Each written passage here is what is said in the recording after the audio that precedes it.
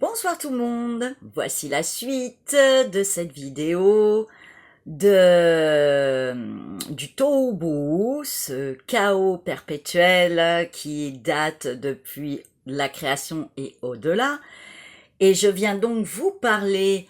donc Caroline, l'Havre de Paix dans les Alpes de Haute-Provence, je viens donc vous parler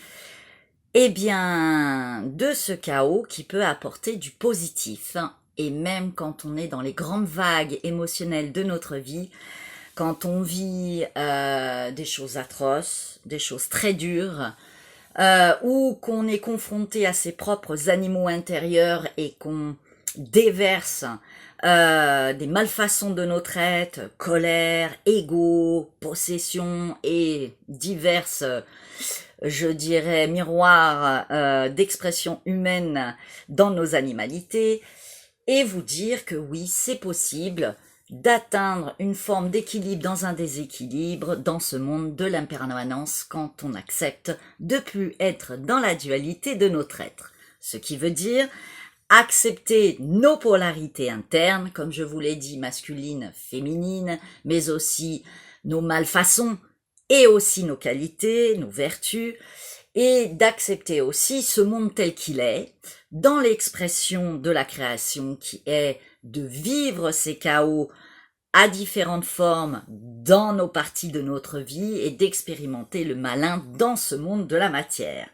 de cette réalité qui, pour beaucoup, peuvent paraître une forme de plongée dans les ténèbres et les enfers de la terre, et pour d'autres ce n'est qu'une illusion, et ils comprennent bien qu'il y a un autre sens de réalité à vivre et à voir et à extraire de très belles lumières de cette expérience. Alors quand on est plongé dans la souffrance, dans la douleur, dans la maladie, quand on perd tout, quand on est secoué par ses émotions, qu'on perd pied, etc., c'est pas évident à vivre, j'en conviens.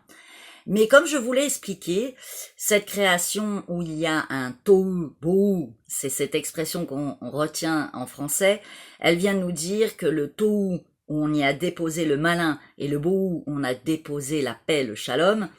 vient nous montrer une opposition de deux choses. Mais pourquoi on n'oppose pas le tohu malin au bohu avec le bien ? Évidemment, c'est fait exprès, parce que quand on étudie les textes sacrés, et moi j'adore aller fouiner dans les textes sacrés, alors je me base là-dessus pour faire mes démonstrations, c'est ma piste de création,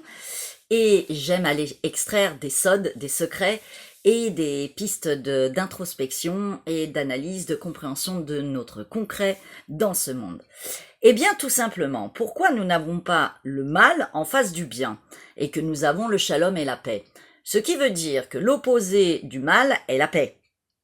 Mais en même temps, on vient vous dire qu'il faut trouver un équilibre entre les deux. À partir du moment où on accepte qu'il n'y a plus de dualité et qu'on accepte, en lâchant prise, que cette norme de création existe et elle est là et que ça sert à rien de batailler, on va alléger notre esprit et nos torsions d'opposition de dire non, je ne veux pas vivre ça, non, je n'accepte pas ce système. Bien sûr, ça ne veut pas dire de valider le malin. Ça veut dire d'aller conscience que chacun